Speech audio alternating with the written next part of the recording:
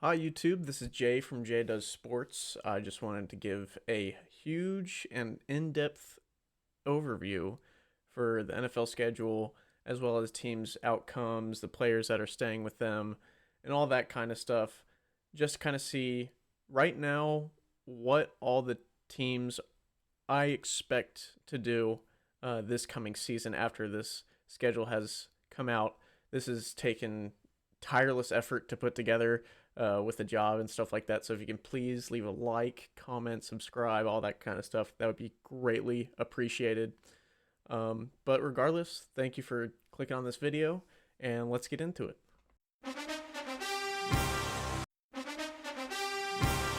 So starting off with the AFC North, we have the Baltimore Ravens.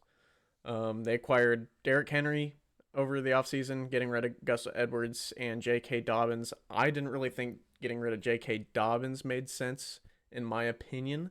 They still have Justice Hill and guys like that. And then also their defense suffered a little bit of loss with losing Jadeveon Clowney and Patrick Queen. Those two guys were dogs for them. But they also acquired Nate Wiggins during the draft. He's the third cornerback overall. He should be good for him. Seems like a really good kid. But yeah, that's not all is lost on their defense, although they're definitely losing a couple of their big guys. And if you notice, this is going to be my analysis throughout the entire thing. I'm not going to give you their entire schedule. I know you can do that on your own. I just kind of broke it down to where is their roughest 4 games going to happen, and then when is their easiest 4 games. So if you are trying to keep track of your team or make, bets or whatever, these are the prime spots that you need to pay attention to. The Baltimore Ravens, they're still going to be a great team. I'm positive of that. So their roughest week still looks pretty good with only roughest 4 weeks still looks pretty good with only taking 2 losses, but that will be week 2 through week 5, playing the Raiders, Cowboys, Bills, and Bengals, losing to the Cowboys and Bengals, in my opinion, just because to start off with, the Cowboys look great always, and usually it takes teams to get kind of chemistry going together. And then their easiest forward, week 9 and through week 12, really kind of cupcakes. I mean, once they're developed and got the chemistry, I feel like they can easily take down the Bengals. And then the rest of them are kind of just teams that are trying to find their way. So overall, I have them 13-4. On to the Bengals. They made quite a bit of moves this offseason, signing Zach Moss, Trent Brown, and Mike Gesicki, as well as drafting Marius Mims from Georgia. He was the 5th tackle overall. However, they did lose Joe Mixon. I liked Joe Mixon, thought he was a good runner, although they kind of got a similar style runner when Zach Moss, who had some great games for Indianapolis while Jonathan Taylor was hurt. And then also they lost Tyler Boyd, which really isn't that great of a loss for them, but he was a solid wide receiver 3. And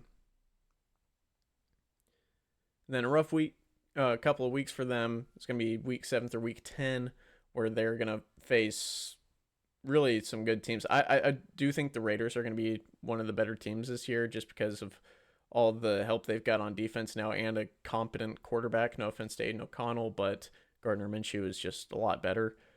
But yeah, I think they get the win first against the Browns, and then Philly, Oakland, Baltimore. It's just, those are all going to be difficult teams to beat. And then easy teams, my Patriots, sadly, that's going to show up. That'll be a common theme, as well as the Commanders and Panthers. And then you see Kansas City down there, and you're like, well, why is that happening? And I wanted to do all of these lists assuming that there's no injuries going on, so everybody's healthy, not losing anybody that way. However, with Rashee Rice and all the stuff he's been doing, I wouldn't be surprised if he's suspended half the year. I wouldn't be surprised, Jesus, if he got suspended the entire regular season, but I'm just assuming that he's going to be gone for half the regular season now, and that'll explain some of the decisions I make later on. But yeah, week 1 through 4 for them should be pretty easy, and I expect them to go 12-5, especially with Joe Burrow being back. That's big for them. That's really the entire backbone. They had Jake Browning this past year, but there's only one Joe Shiesty, On to the Cleveland Browns. They acquired Jerry Jeudy over the offseason, who really, he's an okay wide receiver, but he's not going to be a game changer for them. But they have lost Joe Flacco, who I personally think is a lot better than Deshaun Watson in that position, just because he's a gunslinger and can make, he can, zip the ball around. He might make some bad choices every now and then, but at least it's getting the ball moving, as opposed to Deshaun Watson, who's just kind of, if there's not an obvious open option, I'm going to run the ball, and that doesn't really bode well for offenses. And then Kareem Hunt has not been re-signed. They still have Jerome Ford and possibly Nick Chubb. So it's not really that huge of a deal for them. And then not too many. Actually, they didn't have a first round pick in the draft at all because that was still taken by the Texans. And dear God, the Texans have made use of that trade with the Browns. Oh my God, yeah. Anyways, they're rough 4. Philly, Bengals, Baltimore. That's just a rough 3 weeks, week 6 to week 9. And the Chargers, I don't think are going to be that good of a team this year, just because they lost Keenan Allen and Mike Williams, as well as Austin Eckler. Austin Eckler is not that big of a deal, especially since they got J.K. Dobbins and Gus Edwards from Baltimore. But still, a lot of weapons are gone there. And then an easier few weeks for them with the Saints, Steelers, Broncos, and then the Steelers again. I kind of feel split on them just because Steelers defense is good enough to take advantage of the Browns' lack of offense. So I kind of have them split there. And I expect them to go 10-7. And last for the AFC North with the Pittsburgh Steelers, we have them adding Cordero Patterson. And you're probably wondering yourself, well, why he doesn't really do anything from the wide receiver position. And you would be absolutely right. However, with these new NFL kickoff rules, he is such an amazing returner to begin with. And now there's going to be more kick returns happening because of these new rules. And I think that really could make their special teams have just a huge jump in efficiency. So I've got him up there. And then obviously with the trade that all of us have heard over the offseason with Justin Fields and Russell Wilson going to the Steelers, I really see Russell Wilson starting and maybe Justin Fields learning from him. I don't know if there's much validity in Justin Fields becoming a kick returner for them, although that would be cool, having two guys back deep, and him possibly throwing it back to Cordero Patterson to absolutely just shift field. It could be interesting. I'm excited to see on where the Steelers go with that. And then they drafted offensive tackle Troy Fautanu out of Washington, who was the 6th offensive tackle picked in the draft. But they did lose Deontay Johnson, who I thought he could have been arguably their wide receiver 1 this past year. I thought he was really good, and George Pickens didn't do a whole lot this past year anyways. But yeah, losing him, that's pretty big. Onto their schedule, though. We have them in the rough 4, losing just completely consecutively to the Eagles, Ravens, Chiefs, and Bengals. There's not a whole lot of teams that would have much of a chance in those 4 weeks, so don't blame them on that. And then we have their easy week 1 through week 4 with the Falcons, Broncos, Chargers, and Colts. I feel like the Colts are going to be a pretty decent team this year as well. just because they'll have Anthony Richardson, and hopefully he stays healthy, as well as Jonathan Taylor, Michael Pittman Jr., and they drafted Adonai Mitchell. It could be something special for them. And then Falcons, they have some potential, but not much, just because they wasted a pick in Michael Penix, and I'm still shocked by that. But yeah, I feel like the Steelers, not the greatest year, 5-12. Moving on to the AFC East, starting off with the Buffalo Bills. We have them drafting Keon Coleman, who I initially thought was a bad decision, or at least to trade to the Chiefs, Xavier Worthy, but now looking at Xavier Worthy and the way he was graded before the draft, I know that kind of stuff doesn't really matter. It all depends on how they play actually in the NFL, but it doesn't seem like Xavier Worthy is going to be too much. Yes, he'll be fast, but I feel like he's going to be sort of a Jameson Williams situation where, yes, he's fast, but he's only going to make maybe 2 plays out of the entire year. However, from the Chiefs, they acquired Mike Edwards, a great safety, one of the best in the game from them, as well as Marquez Valdez-Scantling, wide receiver. They're trying to make up for losing Stephon Diggs and Gabe Davis this offseason. Also adding Chase Claypool, which I put a question mark there because it's like, is he going to make a difference? He's a great athlete, he could probably be great in a lot of sports. Just he sucks at football. I don't know. I don't. We'll see how that goes. But yeah, trying to make up for losing wide receivers and making it negative impact with Josh Allen. But onto their actual schedule, with their rough 4 being the first few weeks as well against the Dolphins, because they always start off red hot for some reason, then cool down towards the end.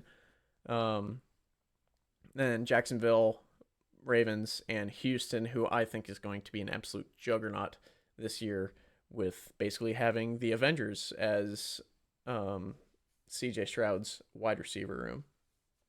And then an easy 4 with the Jets, Titans, Seahawks, and Dolphins. The Jets, I know they'll have Aaron Rodgers back, but it's still the Jets. And the other teams, I'll go more in depth when I come across them. But I still expect the Buffalo Bills record to be a 10-7. The Josh Allen impact is still definitely there. They still have James Cook. They drafted Ray Davis from Kentucky. Their running game is still going to be very, very good. With the Dolphins, didn't make a whole lot of moves so far this offseason. This is all subject to change, of course. But Jonnu Smith, great tight end, or was a great backup for Atlanta behind Kyle Pitts. I thought he was still very good this past year. And Chop Robinson, one of the best edge rushers in the draft, 4th picked overall, I should say. However, they did lose Andrew Van Ginkel, who was one of their rushers, which is probably why they got Chop Robinson. But I do think if they had both of them, that would have been a very impressive defense, or defensive front at least. And then with the rough 4, Texans again, 49ers, Browns, again, not many teams are going to beat that lineup, except, again, the Jets. It's still the Jets. So easy for first few weeks with the Bills, Seahawks, Titans, and Patriots. I do think that the Bills game will be pretty close, possibly even the Titans game. But Seahawks usually don't do too hot at the beginning. A lot of offensive dysfunction. And then the Patriots, we still suck. So 10-7 for them, and naturally probably an early exit from the playoffs. So on to my Patriots. Acquired the gaping hole in the quarterback room with Jacoby Brissett and Drake May. Hopefully Drake May can pan out. I know Jacoby Brissett can kind of hold his own Definitely, at least for this first year, I don't think that's going to be a very special part of the team. And then also losing Ezekiel Elliott and Trent Brown. Trent Brown, probably our best tackle, and Ezekiel Elliott, little known fact, he led the team in receptions this past year, which is so crazy. Our team sucks now. It's all right. We had a run, but our rough four could pretty much pick near any 4-week stretch, and we would be losing. But the Niners and Houston being there does not help. And then the easy four, just basically a couple teams. The only reason that we'd probably be beating the Bills is because they'd be resting some of their starters, getting ready for the playoffs. And Arizona, they're kind of wishy-washy. Although I do expect them to improve from last year to 6-11. Onto the Jets. They didn't really lose anybody, but they did acquire Mike Williams from the Chargers and Olumuyiwa Fashanu from Penn State. Probably butchered that, but I'm trying to get across here. Who is the number 3 offensive tackle taken in the draft. Mike Williams is a great wide receiver. If he wasn't outshined by Keenan Allen, he would have been their number 1 for sure. And yeah, I think he will definitely help the Jets, along with Aaron Rodgers, improve their offense. With the rough 4, the Patriots defense is the only thing that keeps them winning that game. And then Houston and the Colts, like I said, they will be improving this year. And then Cardinals, they're just kind of filler. And then their easy 4, Patriots offense that third week is not going to be doing too hot between week 2 and week 5. And the Vikings with J.J. McCarthy, new guy trying to start out. I know he still has Jay Jettas and Jordan Addison, but there's only so much he can do. I expect him to go 9-8. Here we go to the AFC South. And starting off with the Houston Texans, I said that they would be doing well this year. Again, because they acquired their offense is going to be one of, like, at least top 2 in the league. Yeah, but Joe Mixon, Stephon Diggs, losing Devin Singletary, boo-hoo, he's gone. That's fine. So they're rough 4. Green Bay Packers, I think they're going to be pretty good this year, but yeah, basically they're just going to be going against some talented defenses and then one talented offense in the Green Bay Packers, and Indianapolis Colts could technically be a wild card, but I don't see them losing that. And then their easiest 4-week stretch, I have them with the Cowboys, Titans, Jags, and Dolphins. This team's going to be basically unstoppable this year. I think definitely one of the higher possibilities going undefeated. I have them going 14-3, but it could go higher than that, not much lower. I really don't see them losing more than 3 games. With the Colts, though, they drafted Laiatu Latu from UCLA, who is a very promising defensive end, or edge rusher, whatever. And then also lost Zach Moss, but that shouldn't affect them too much, assuming that Jonathan Taylor doesn't get injured again. With their rough 4, 3 teams that have really made a difference in this past offseason and last year, with the Texans, Packers, and Chicago Bears. And then the Steelers are in there just because, well, yeah, again, it's the main 3 at the beginning there that they should be worried about. And their easiest 4 games being the Broncos, or easiest stretch of 4 games, Broncos, Titans, Giants, and Jags. I expect them to go 9-8, about mid. I still think they need to develop another wide receiver. Adonai Mitchell could be that guy. but we shall see. As with the Jags, I don't feel too highly about them this year.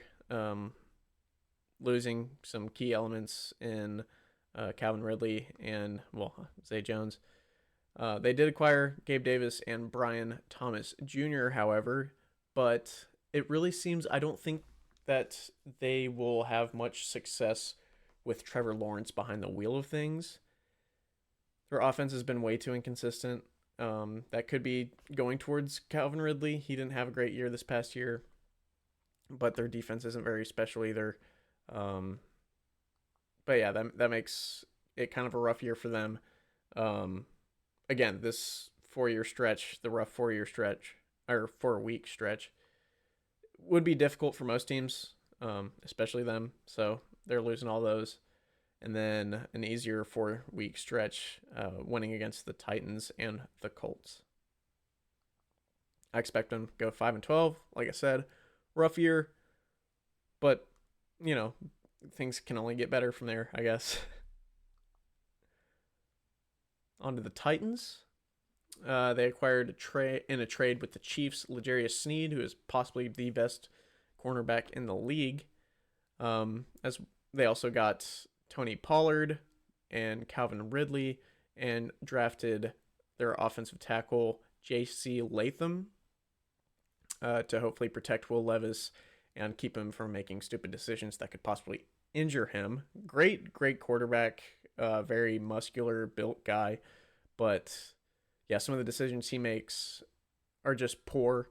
Could get him injured, or interceptions are obviously always a thing from bad decisions from a quarterback, but the possibility of him getting injured is always very high. And then also that losing Derrick Henry is pretty big for them, although I think he's kind of on his way out anyways. Tyjae Spears seemed to create more of an impact in the later games for them last season. On with their rough 4 games, playing the Bengals, Colts, Jags, and Houston, focusing more on the Bengals and Houston, possibly the Colts. Jags is kind of a toss-up. They usually get stuff going towards the end of the season, so that's why I have them losing to them. And then their easiest 4-week stretch, playing the Lions. They're going to definitely lose that game. But then the Patriots, Chargers, and Vikings. I expect their record to be a little less than average at 6-11. Let's go to the AFC West. I'll start with the Broncos. They acquired Josh Reynolds to help with Cortland Sutton and drafting Bo Nix. I really think that Sean Payton gets too much credit for Drew Brees. I think Drew Brees would have been great on his own, and people act like Sean Payton did all this crazy stuff for him. I think he ruined Russell Wilson. I think he had not a great year this past year, but decent, for the NFL. Like, it wasn't like he was some pushover. But as we all know, Russell Wilson was traded away, so was Jerry Jeudy, as I went over earlier. I don't expect them to have that great of a year. Still not many good offensive players, as well as not really having much of a run game in Javonte Williams. So yeah, their rough 4 weeks looks like a bunch of losses to them. Chiefs getting back in stride. They always have a late push anyways for the playoffs, and having Rashee Rice back probably at that point, not given. He could even be locked up. You don't know. And then their easier 4 games from week 5 to week 8, losing against the Raiders, and then winning their way out of that against the Chargers, Saints, and Panthers, and ending up going 4-13. On to Kansas City, the reigning champs that I hate, and most of America does that isn't a Swiftie. Adding Marquise Brown, when that news came out of that, I was kind of in shock because, Arizona, like, if they had Marquise Brown, Marquise Hollywood Brown and Marvin Harrison Jr. Dear God, I feel bad for all the other defenses in the NFL. But yeah, they got rid of him to the Chiefs, and then also drafted Xavier Worthy, who I mentioned earlier. Really fast guy. I don't know how that translates to actually having pads on, but at least in the combine, very fast. Doesn't look like he has the greatest hands in the world. I'm sure they're going to work on that over the offseason and hopefully hone that in. And then losing two very key defensive players in L'Jarius Sneed and Mike Edwards. The rough four, like I said, all these losses are probably going to come in the first half of the season and then figure their way out and then win out from there. But I have them losing against the Ravens, Bengals, and Chargers in the first 4 weeks, and then beating the Falcons because the Falcons aren't going to be that great, and then winning in the second half of the season against the Panthers, Raiders, Chargers, and Browns. I expect them to go 10-7, just making the playoffs, and then we're all going to be worried that we're going to be seeing Taylor Swift for another 4 weeks. Alrighty, Oakland Raiders. Acquiring Gardner Minshew, who I think is a great deal for them. Actually makes Devontae Adams and other players get in the game. Yeah, competent quarterback, really doesn't get as much appreciation as I think he should, just because he's a journeyman. But also getting Christian Wilkins from the Miami Dolphins. He's one of the best defensive linemen in the league. And then drafting number 1 tight end overall in Brock Bowers. However, they did lose Josh Jacobs, but I don't think that's going to be that big of a loss for them.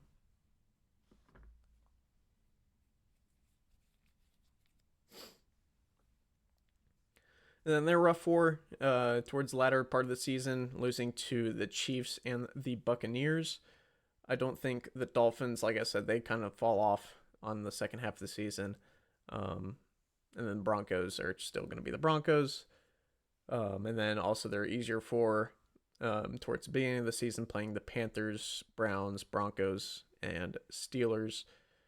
The Browns, I just don't have much faith in their offensive capabilities against the Raiders. I think the Raiders' offense can do enough damage against the Browns' defense to win that game for them. But yeah, I have them finishing at 11-6 and having a much better season they did last year and making the playoffs. Let's go to Justin Herbert's Chargers, acquiring Gus Edwards, J.K. Dobbins, like I said earlier, and also drafting Joe Alt to hopefully protect Justin Herbert, not have him get hurt for the 9 millionth time in a row. And then drafting Ladd McConkey, who could do some damage, not as much as Keenan Allen or Mike Williams, but who knows. And then also losing Austin Eckler. I think he's kind of on the way out of his career, lost a lot of his speed after he was injured. And then Gerald Everett to the Bears as well. Then I have their rough four being the Browns, Titans, Bengals, and Ravens. A lot of teams would have problems with these matchups, except for maybe the Titans. But yeah, AFC North has been great the past couple of years. And then they're easier for losing to the Buccaneers, but then rebounding against the Broncos and beating the Patriots and Raiders in Week 18. And I have them winning 6 times to have a record of 6-11.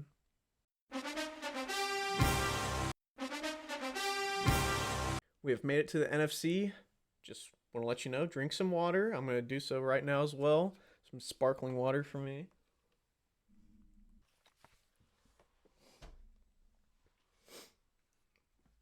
Hope you're enjoying the video so far. Again, please like and subscribe. This took a lot of effort to go get this out as quickly as I did.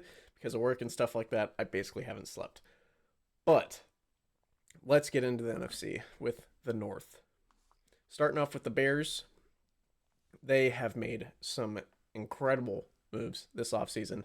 And it's going to look completely different than it did last year. Drafting Rome Odunze and Caleb Williams in the first round I don't think anybody expected them to get Rome Odunze so quickly or not so quickly, but so early. Just because the Falcons messing up, and then also acquiring Gerald Everett, DeAndre Swift, and Keenan Allen, making a great offense for Caleb Williams to come into. And then losing Justin Fields and Darnell Mooney, not that big of a deal. They're still going to have such a great offense. It's going to be pretty interesting to watch. Their rough four includes 3 losses towards the latter part of the season against Detroit, the Niners, and Detroit again. I really think that the Lions are going to have a pretty great team this year. And then the Vikings, not so much. And then, as we've seen a lot, and you'll see this a lot more, and you will find out why soon, the Panthers being in that easy stretch, as well as the Commanders and Jags, and then losing against the Cardinals with their new star, Marvin Harrison Jr. I expect them to have a much better season than they did last year, going 10-7 and making the playoffs, possibly making a run in the playoffs. Let's go to the Lions. Drafting Terrion Arnold from Alabama adds a little bit of more depth to their defense, and then losing Josh Reynolds, that is kind of a big loss in my opinion. I liked Josh Reynolds for them being the second-hand man to Amon-Ra St. Brown. Really was a good player for them. I don't know if they're trying to incorporate more of Jameson Williams or what, but I thought he was a good player for them. Their rough four, though, being against the Packers, Bills, losing to the Bills, then the Bears and Niners. These are great teams that they'd be beating. Bills would be losing to. I kind of just made that more of a toss-up. And I don't even think the Bills are better than the Niners. Just I think as the season progresses, the Lions get a lot better. And then the Niners usually get a little bit worse. But that's their rough four, and then their easy four being the first 4 games, and just 4 wins right off the bat against the Rams, Bucks, Cardinals, and Seahawks. I expect them to go 14-3, like the Texans. Could be a little bit higher than that as well. I could fathom a undefeated season. However, it would be more unlikely for them, I believe, but possible. I don't see them losing many more games than 3. Let's go to the Green Bay Packers, who have been playing a lot better recently. Acquiring Josh Jacobs and Xavier McKinney, and losing Aaron Jones. Josh Jacobs for Aaron Jones is valid. Aaron Jones, I think, is slightly better, but not by a whole lot. And he's definitely going towards the later stages of his career. Josh Jacobs, not quite there yet, but Aaron Jones, yeah, for sure. And then their rough four being against the Texans, Jags, Lions, and Bears. The Jags, another one of those toss-up ones. I don't know. I feel like the Packers with their wide receiver core, it's kind of not reliable, their offense on things, and that's something that the Jags seem to take care of pretty decently, at least on defense. And then they're easy for going against the Eagles, Colts, Titans, and Vikings, with the hardest of those being the Eagles, even though they are going to be losing Jason Kelce due to retirement. The fact that they're not going to be able to do the tush-push this season is going to affect them a great deal, I think. That made them win a lot of games. But yeah, I expect the Packers to go 11-6 with their new star, Jordan Love. With the Vikings, as everybody knows, they drafted J.J. McCarthy, 5th quarterback overall, and then, like I said, acquiring Aaron Jones, and then they also got Andrew Van Ginkel from the Dolphins, and also drafting Dallas Turner, who was the 2nd overall edge rusher. And then also lost Kirk Cousins, who I didn't really understand why you would get rid of him. I thought he was doing well for him. I know he got injured, but I felt like he was a good fit with the Vikings. And then also losing KJ Osborne, who went to the Patriots. That was their wide receiver 3, so not that big of a deal, but I thought he was a good wide receiver 3. And then their rough 4 being the Niners, Texans, Green Bay Packers, and Jets. Like I said, they're not going to have that great of a year. I really don't see it happening. J.J. McCarthy coming from a run-dominant Michigan team, and I know they still have Justin Jefferson and Jordan Addison, but you have to have a good quarterback and a good line to make that work. Yeah, I don't see them doing very well because of that. And then with their easy 4 from week 13 to week 16, their only win getting with the Falcons. As you might have expected from all that, I don't see them doing well, like I said. So I have them going 2-15. Not the best by any means, but it's not the worst. Let's go to the NFC East. Starting with the Cowboys, drafting Tyler Guyton to protect Dak Prescott. Give him some more time. Stephon Gilmore hasn't been re-signed yet, so it's possible that he leaves. And then Tony Pollard being traded. Those are pretty big losses for them. They haven't really gotten any guys to replace Tony Pollard. Dowdle not being the best RB2. But Stephon Gilmore, I feel like he could have not only been kind of a mainstay for their defense, but also teach the younger guys how to play cornerback in the league. And then I still think they're going to be a pretty decent team, beating the Niners and Texans in their rough 4-game stretch, and then losing to the Niners and Texans and winning against the Falcons and Eagles. And then their easy 4 just being straight flush against the Commanders, Giants, Bengals, and Panthers. The Giants, I'll get to that here in a second. I expect them to go 13-4 for a very respectable season. Giants, like I said, I was going to get to in a second. Yeah, they got Devin Singletary and Malik Neighbors. Malik Neighbors looks pissed to be there, but surely they'll try to make the most of it. Losing Saquon Barkley is a huge blow, I think. I'm surprised. I understand that Saquon Barkley was kind of being a stickler about money, but yeah, that was a big loss for them. So they were up 4, being straight losses to the Browns, Cowboys, Seahawks, and Bengals early on. Not going to get much better, though, with their easy 4, winning against the Panthers and the Saints, but losing against the Buccaneers and the Cowboys. With that being said, though, I'm sure you can guess, 3-14. Still not doing too hot, Giants. You need to get rid of Daniel Jones. What can I say? Let's go to the Eagles. Acquiring Saquon Barkley from a rival is so crazy to me. And then the number 1 cornerback drafted overall in Kenyon Mitchell, and losing DeAndre Swift, Fletcher Cox, and Jason Kelce. DeAndre Swift and Jason Kelce leaving is a pretty big blow to them. So that's going to affect them. Although Saquon Barkley kind of makes up for it a little bit, but Jason Kelce being gone, that's one of the best centers in the league from last year, past few years, if not the best. So their rough 4 being towards the latter part of the year. Well, rough 4 and easy 4. The beginning is kind of mediocre. But yeah, rough 4, losing to the Cowboys, Commanders, and Baltimore. There we go.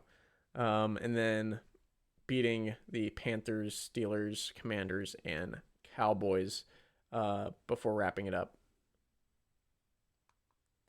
And then I expect them to still have a decent record and make it to the playoffs at 12-5. And to finish off the division with the Commanders, got Austin Eckler being added, Tyler Biadasz. I don't know if I'm pronouncing that correctly, but whatever. And then Jaden Daniels getting acquired, who so far is looking pretty good for them. Key losses being in Logan Thomas. I thought he was a great tight end. I was very surprised to see that they released him. and then Curtis Samuel being traded, and Sam Howell as well. I liked Sam Howell for them.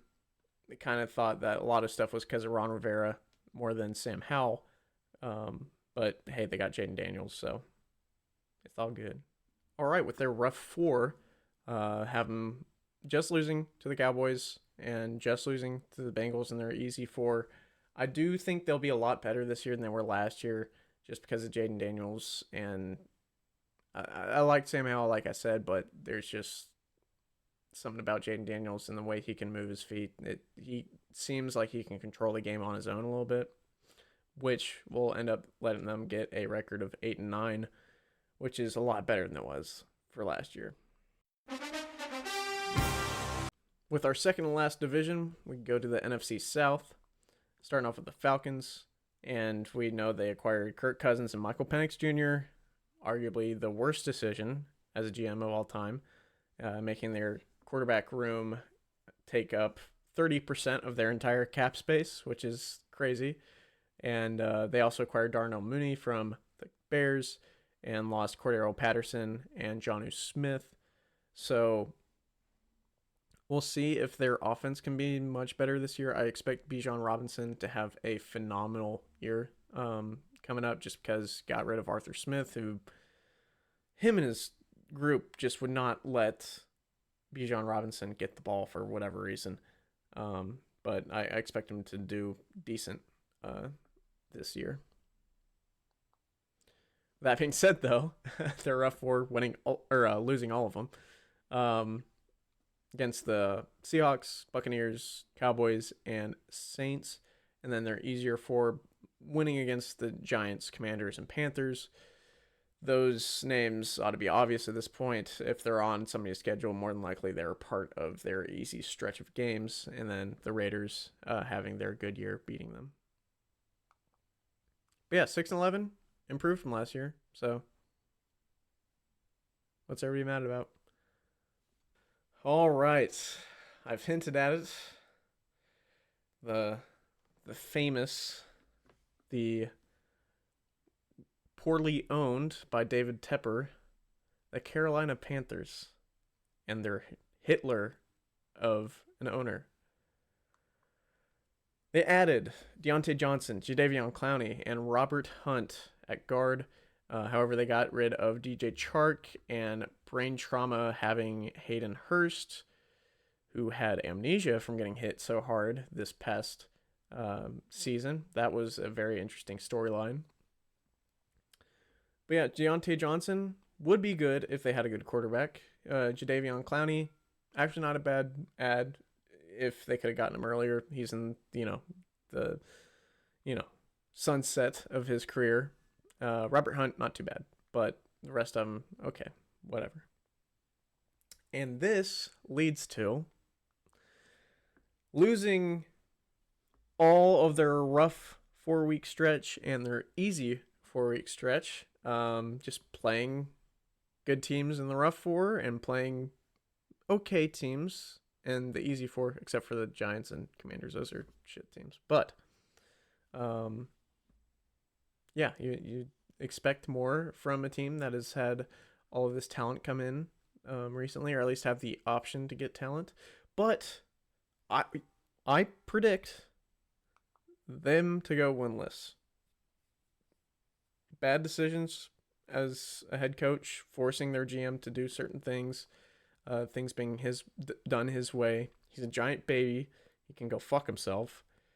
Pouring drinks on people, telling people to change signs near the stadium and stuff like that. He's a dick. Fuck him. Aside from that, though, let's go to the Saints. The opposite of David Tepper. The Saints. Yeah, they didn't really lose anybody of value, at least, of large value. They acquired Chase Young from the 49ers, who I feel like his name holds more value than his play, and I don't even know how that makes sense, but to me it does. And then drafting Talis Fuaga, number 4, drafted offensive tackle. I have their rough 4 games being against the Rams, Giants, Commanders, and Green Bay.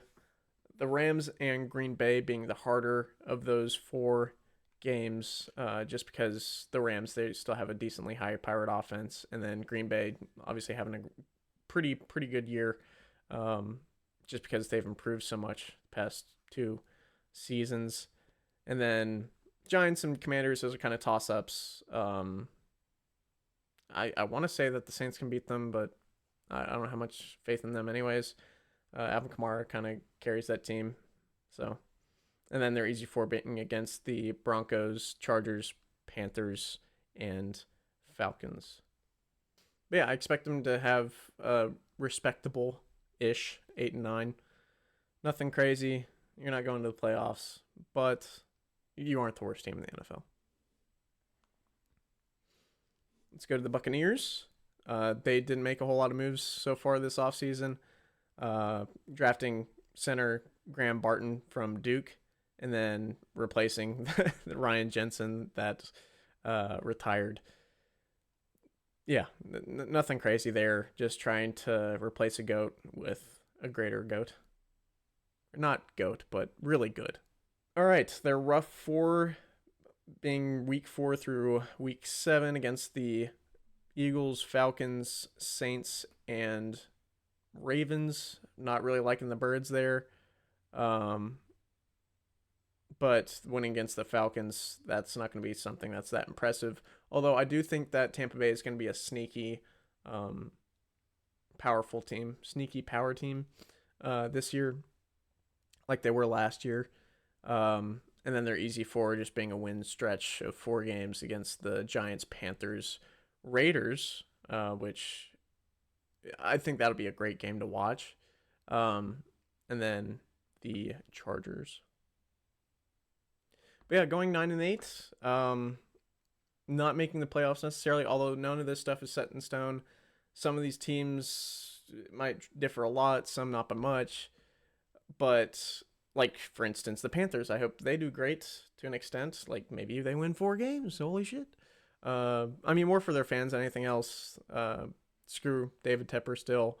But yeah, if you wanted to go to a Panthers game at the end, I think a 5-year-old on a fixed allowance could have gotten a ticket there. But yeah, 9-8. And the last little division of the night with the NFC West, starting off with the Cardinals. We have them adding Jonah Williams, Justin Jones, and Marvin Harrison Jr., the number 1 wide receiver out of the draft. However, replacing him, or using him to replace Marquise Brown. So it could be a great change. It could be. But we shall see. It depends on how Marvin Harrison Jr. does in the NFL compared to college. But yeah, let's keep diving in here. I don't expect him to do too hot. This is Marvin Harrison Jr.'s first year. Kyler Murray isn't the greatest quarterback in the world. James Conner, he's doing all right. You know, their defense is pretty mediocre. But yeah, losing to the Lions, Commanders, Niners, and Packers, the 3 big dogs, they're one of those situations where, you know, it's hard to beat all those guys regardless.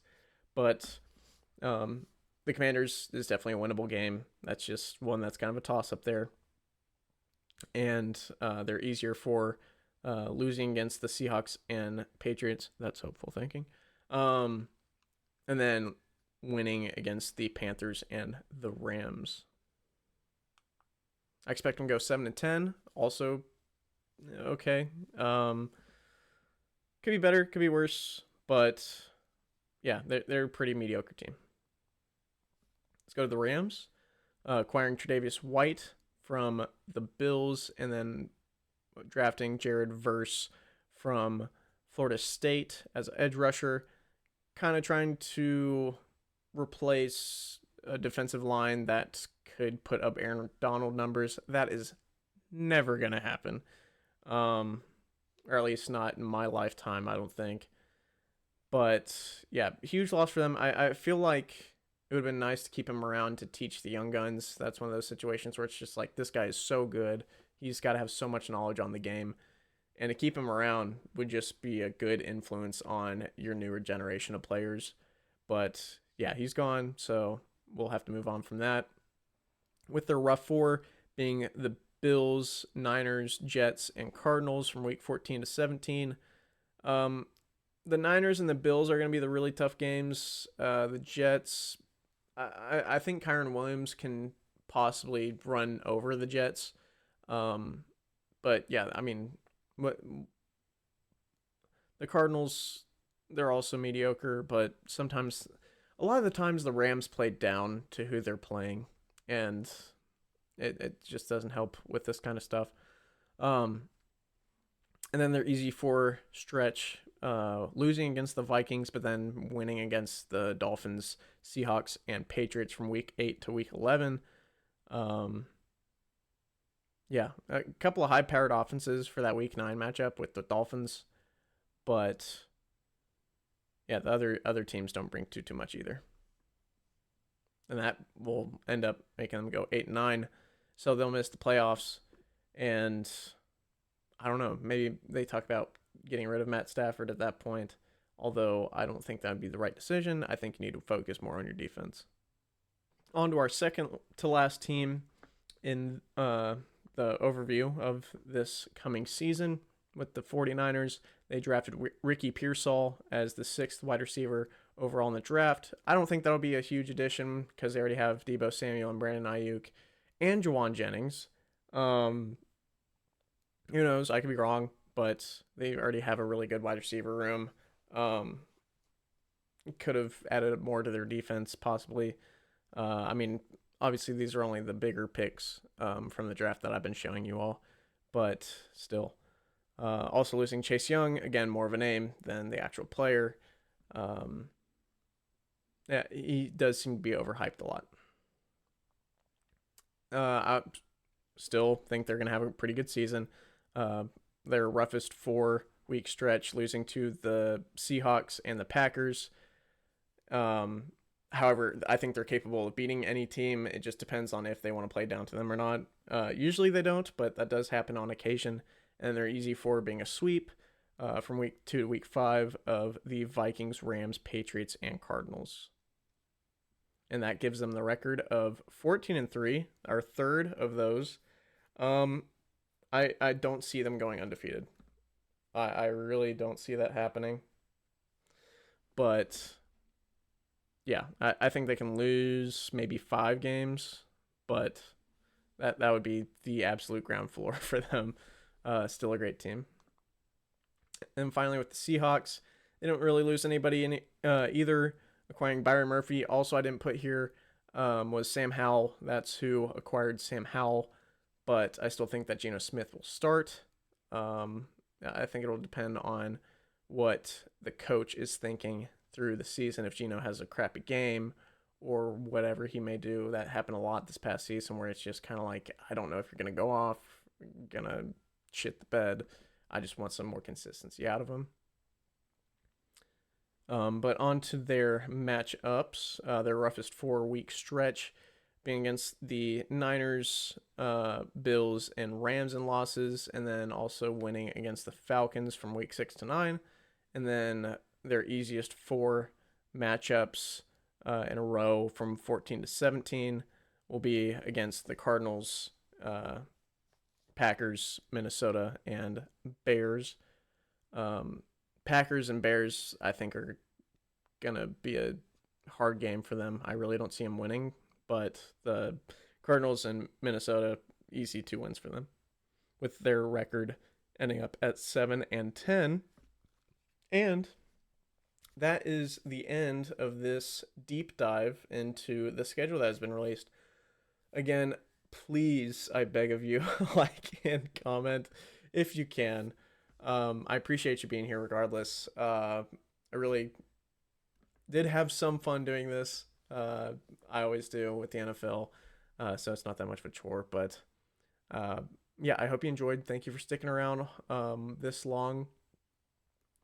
Please comment any sports news you'd like to see. I post videos weekly. I tried to make it a daily upload. However, this week this has kind of been my little project baby. But yes, please subscribe. Yeah, that's about all I got. I'll see you all later.